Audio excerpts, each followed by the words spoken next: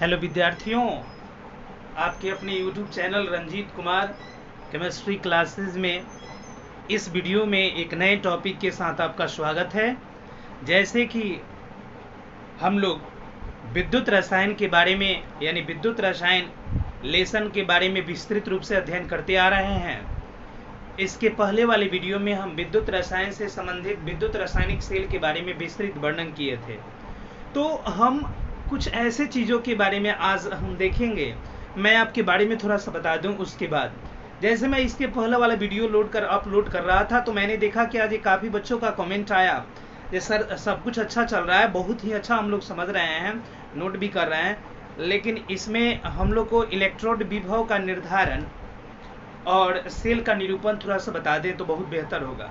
हाँ बाबू, ये तो टॉपिक अभी बाकी ही था और इस वीडियो में मैं उस दोनों टॉपिक को क्लियर करूँगा।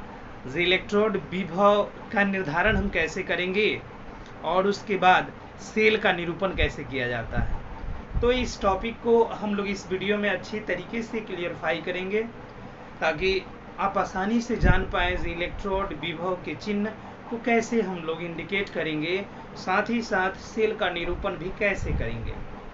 तो ये सारी चीज़ें हम इस वीडियो में क्लियर करते हैं। थोड़ा सा समय आप देंगे, है ना। तो सबसे पहले ये जान के रखेंगे जी, आज का ये टॉपिक है इलेक्ट्रोड विभव के चिन्ह का निर्धारण। इलेक्ट्रोड विभव के चिन्ह का निर्धारण। देखिए, इलेक्ट्रोड विभव के चिन्ह का निर्धारण हम कैसे करते हैं। इलेक्ट्रोड विभव के चिन्ह का निर्धारण इस वीडियो में मैं क्लियर करते चल रहा हूँ। मैं कुछ पहले आपको बता दूं और तब इक्वेशन के साथ हर चीज़ को क्लियर करता हूँ। जैसे कि एक चीज़ मैं बता दूं आपको, इलेक्ट्रोड विभव के चिन्ह के निर्धारण करने के लिए 1953 में स्टॉकहोम कन्वेंशन ने इलेक्ट्रोड विभव के चिन्ह को निर्धारण करने हेतु 1953 में स्टॉकहोम कन्वेंशन ने एक प्रणाली अपनाई और उस प्रणाली के अंतर्गत यह बताया कि इलेक्ट्रोड विभव का निर्धारण हम कैसे कर पाते हैं, है ना। यानी मैंने बताया क्या, इलेक्ट्रोड विभव के चिन्ह को निर्धारण करने हेतु 1953 में स्टॉकहोम कन्वेंशन नामक एक वैज्ञानिक थे जिन्होंने इलेक्ट्रोड विभव के चिन्ह को निर्धारित करने की एक प्रणाली अपनाई और उस प्रणाली के अंतर्गत उन्होंने क्या क्या बताया। तो देखिए बाबू, सबसे पहले इलेक्ट्रोड विभव के चिन्ह के निर्धारण करने के लिए स्टॉकहोम कन्वेंशन सुन के रखेंगे। मैं इस पे केवल सिद्धांत को लिख के बता रहा हूँ। मैंने बताया क्या, इलेक्ट्रोड विभव के चिन्ह के निर्धारण करने हेतु स्टॉकहोम कन्वेंशन ने, है ना, स्टॉकहोम कन्वेंशन ने 1953 में एक प्रणाली अपनाई थी जिसमें दो तथ्य थे जिसके द्वारा इलेक्ट्रोड विभव का निर्धारण किया जाता है। तो बारी बारी से एक एक तथ्य के बारे में हम लोग बताएंगे। उन्होंने सबसे पहले बताया जिस इलेक्ट्रोड पर, है ना, जिस इलेक्ट्रोड पर इलेक्ट्रॉन मुक्त होता है, जिस इलेक्ट्रोड पर, देखिए, जिस इलेक्ट्रोड पर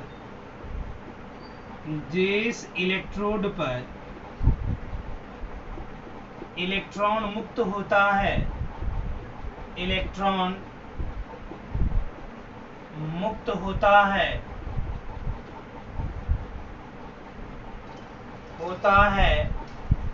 या, है ना, जिस इलेक्ट्रोड पर इलेक्ट्रॉन मुक्त होता है ना, या ऑक्सीकरण होता है उसे एनोड, या ऑक्सीकरण होता है,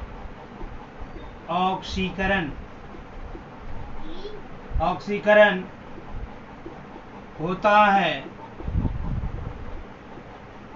उसे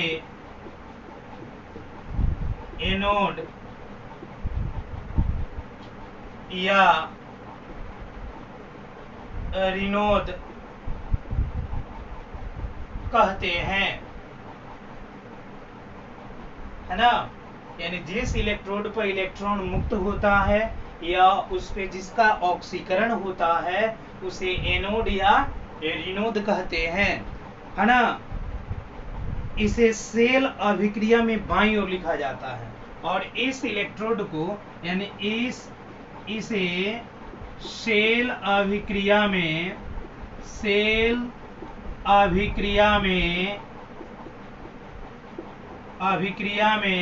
बाईं ओर लिखा जाता है, बाईं ओर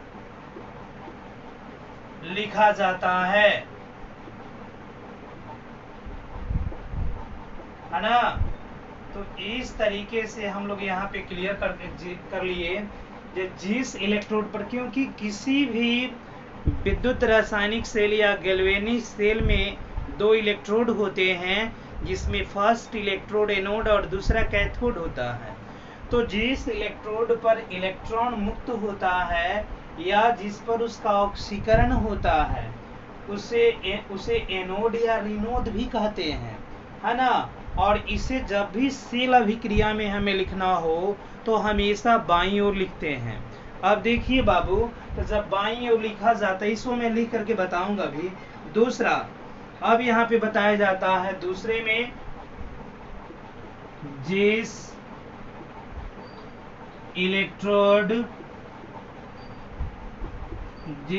इलेक्ट्रोड पर इलेक्ट्रॉन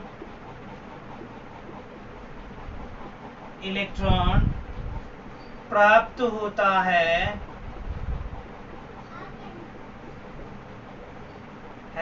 या जिस पर अवकरण होता है ना, अवकरण होता है उसे कैथोड या, है ना, धनोद कहते हैं। और इसे सेल अभिक्रिया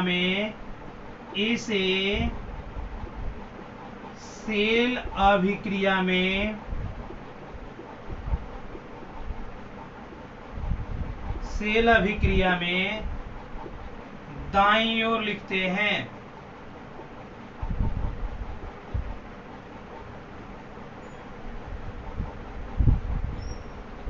देखिए, तो यहाँ पे हम लोग आसानी से क्लियर किए क्या, जिस इलेक्ट्रोड पर इलेक्ट्रॉन प्राप्त होता है या जिस पर अवकरण होता है उसे धन इलेक्ट्रोड या कैथोड कहते हैं और इसे सेल अभिक्रिया में हमेशा दाईं ओर लिखा जाता है। तो यहाँ पे स्टॉकहोम कन्वेंशन ने इलेक्ट्रोड विभव के निर्धारण करने हेतु ये दो शर्त उन्होंने बताया। सेकंड शर्त में मैंने बताया जिस इलेक्ट्रोड पर इलेक्ट्रॉन प्राप्त होता है या अवकरण होता है उसे कैथोड या धनोद कहते हैं और इसे सेल अभिक्रिया में दाईं ओर लिखा जाता है। अब देखिए बाबू, एक डैनियल सेल अभिक्रिया हम लोग लिखते हैं और इसके द्वारा इंडिकेट करते हैं। देखिए, एक एग्जाम्पल के तौर पे डैनियल सेल अभिक्रिया लिखते हैं। Zn सॉलिड स्टेट उदर्ग रेखा ZnSO4 विलयन के रूप में, है ना, लवण सेतु CuSO4 विलयन के रूप में उदर्ग रेखा Cu सॉलिड स्टेट में। मैंने एक सेल अभिक्रिया लिखा यहाँ पे और इस सेल अभिक्रिया में मैं आपको एक इंडिकेट करके ये बता दूं जिसमें जो होता है बाईं ओर और दाईं ओर दोनों की ओर के चीजों को आसानी से इंडिकेट कर सकते हैं, है ना, बाईं ओर और दाईं ओर के रूप में। तो यहाँ पे बाबू ये आपका एनोड होता है, ये आपका एनोड होता है बाईं ओर और इधर जो होता है कैथोड होता है ना। इधर के जो भी इलेक्ट्रोड विभव का मान होगा वो माइनस में होगा और इधर के जो भी इलेक्ट्रोड विभव का मान होगा वो आपका प्लस में होगा, है ना। वो आपका किस में होगा, तो प्लस में होगा। अब एक चीज याद रखेंगे, इन दोनों इलेक्ट्रोड विभवों में इधर एनोड पर कभी भी ऑक्सीकरण होगा, इधर जो होगा ऑक्सीकरण होगा, है ना, और इधर कभी भी अवकरण होगा। तो यहाँ पे आप क्लियर कर लेंगे, जब भी हमें कोई इलेक्ट्रोड विभव का निर्धारण करना हो तो इस लवण सेतु के बाईं ओर जहाँ पे ऑक्सीकरण हो, इलेक्ट्रॉन को यहाँ पे मुक्त किया जाता हो, तो वो आपका जो होता है एनोड होता है या ऋणोद होता है। लवण सेतु के आपके दाईं ओर जो होता है, जहाँ इलेक्ट्रॉन प्राप्त होते हैं, जहाँ पे अवकरण की क्रिया होती है, वो आपका कैथोड होता है। तो इस तरीके से हम इलेक्ट्रोड विभव का निरूपण कर पाते हैं, है ना। तो इसको आप देख करके नोट कर लेंगे। अब हम सेल के निरूपण पर जाएंगे, क्योंकि वो काफ़ी इम्पोर्टेंट है और सेल का निरूपण हम आसानी से कर सकते हैं। अगर मान लीजिए किसी का मानक इलेक्ट्रोड विभव निकालना हो, उसका मान दिया हो, तो अगर वो एनोड पर हो तो उसका इलेक्ट्रोड मानक उसके इलेक्ट्रोड विभव का मान हमेशा ऋणात्मक होगा। अगर वो कैथोड पर है तो उसके इलेक्ट्रोड विभव का मान हमेशा धनात्मक होगा। इसे आप देख करके नोट कर लें।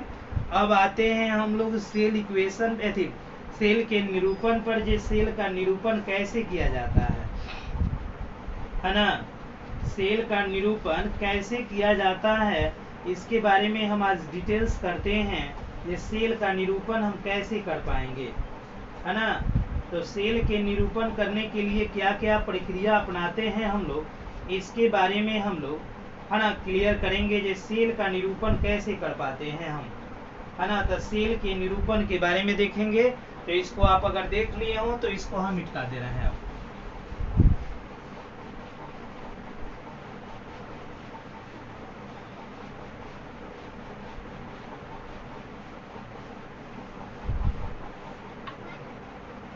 है ना। चलिए अगले टॉपिक पे आते हैं, सेल का निरूपण। सेल का निरूपण कैसे किया जाता है, इसके बारे में हम लोग देखते हैं। सेल का निरूपण सेकेंड टॉपिक है आज के लिए। यहाँ पे देते हैं सेल का निरूपण।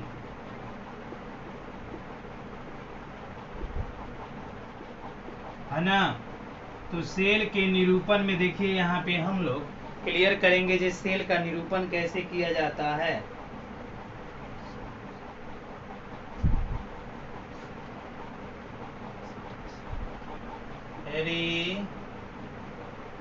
है ना, रिप्रेजेंटेशन इसे बोला जाता है ना, रिप्रेजेंटेशन,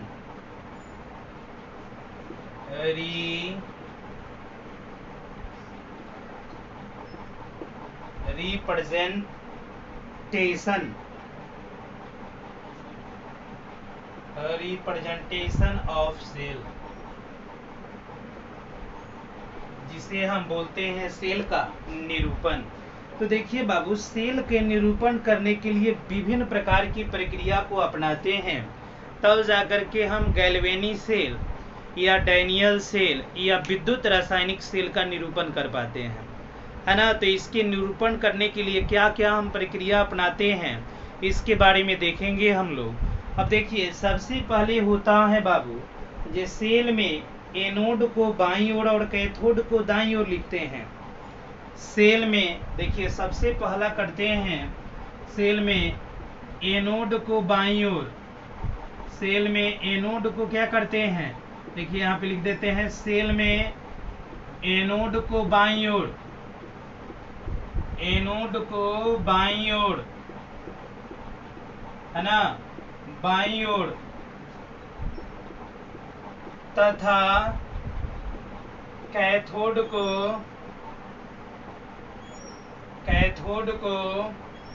दाईं ओर लिखते हैं।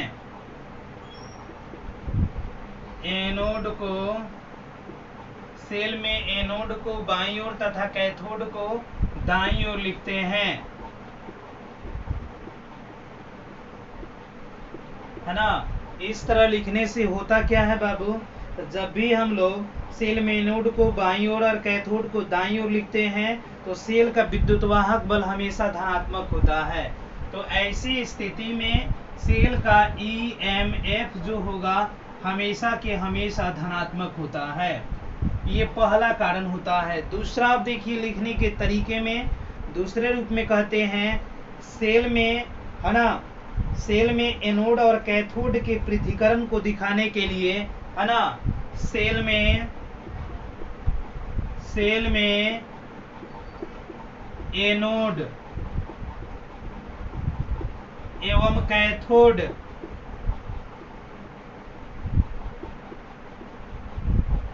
को अलग दिखाने के लिए, चाहे अलग करने के लिए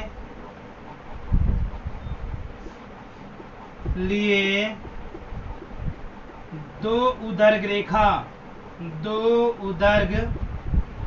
रेखा यानी ऐसा हम लोग लाइनिंग खींच देते हैं जिसे लवन सेतु भी बोला जाता है। दो उदर्ग रेखा लिखते हैं। जब मैं एग्जांपल दूंगा तो हर चीज क्लियर होता चला जाएगा। अब आते हैं बाबू तीसरे पॉइंट पे, है ना, और तीसरा पॉइंट जो होता है सेल में उदर्ग रेखा देकर धातु और विलयन के मध्य संबंध दिखाते हैं, है ना। सेल में एक उदर्ग रेखा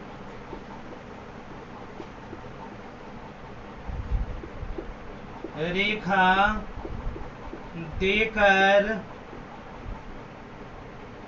धातु एवं विलयन, किसके विलयन? धातु के, धातु एवं उनके माने धातु के विलयन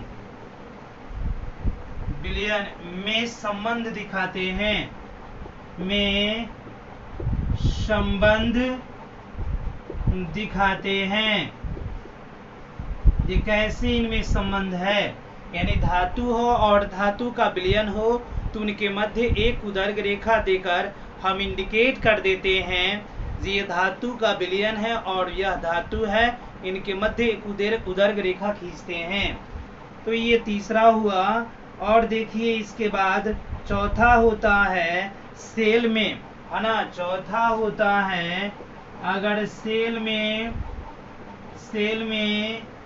धातु आपका ठोस हो, सेल में ठोस के लिए, है ना, धातु आपका ठोस हो तो ठोस के लिए S, है ना, विलयन के लिए हमेशा याद रखेंगे बाबू, विलयन के लिए, है ना, AQ तथा गैस के लिए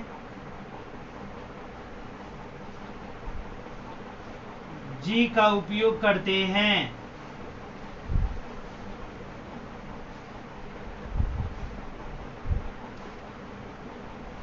है ना, करते हैं। इस तरीके से हम आसानी से इसको इंडिकेट कर पाते हैं, है ना। तो इस स्थिति में अगर गैसीय रूप में कभी भी हो तो G, ठोस हो तो S और विलयन के रूप में हो तो AQ को देकर इसे हम लोग इंडिकेट करते हैं। अब बाबू इसको हम एक सेल अभिक्रिया लिखते हैं और लिख करके इसे इंडिकेट करके आपको दिखाते हैं। आप देखिए सबसे पहला एग्जाम्पल इस पे ले लीजिए ताकि ये सारे टॉपिक आपका क्लियर हो जाए। जैसे हम यहाँ पे देते हैं Zn सॉलिड स्टेट, यानी यहाँ पे जिंक क्या है, ठोस में है, तो इसके लिए क्या उपयोग किए, S। उदर्ग रेखा एक देंगे क्योंकि इसका विलयन लिखना है, ZnSO4, यह हुआ जिंक सल्फेट के जिंक के विलयन बन गया यहाँ पे, तो यहाँ पे हम लोग दे सकते हैं ZnSO4 और वो किस रूप में, विलयन के रूप में।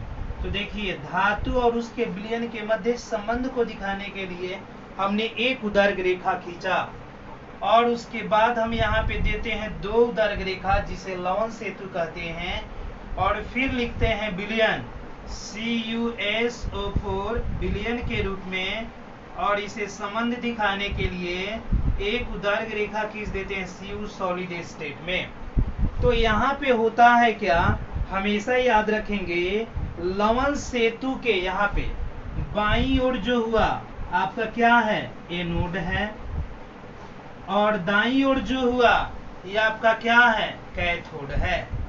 पहला यही ना था जी, ये सबसे पहले सेल समीकरण में या अभिक्रिया में एनोड को बाईं ओर और कैथोड को दाईं ओर लिखते हैं और इन दोनों को अलग अलग दिखाने के लिए इनमें दो उदर्ग रेखा खींचते हैं, जिसे लवण सेतु कहते हैं। सेल में एक उदर्ग रेखा देकर धातु और विलयन के मध्य संबंध को दिखाते हैं।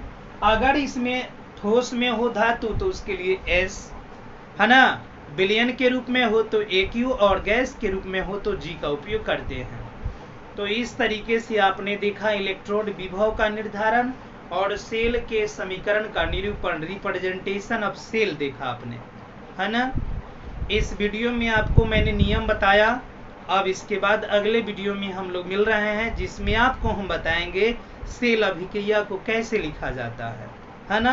वो आपके लिए काफ़ी इम्पोर्टेंट है और ऑब्जेक्टिव क्वेश्चन को भी क्लियर करेगा, है ना। ये अगर वीडियो आपको समझ में आता है तो अधिक से अधिक बच्चों के बीच आप शेयर करें, सब्सक्राइब करें चैनल को, है ना, और वीडियो को लाइक करें। अगर कहीं प्रॉब्लम हो तो आप कमेंट करके हमसे ज़रूर पूछें। इस वीडियो में यहीं तक, धन्यवाद।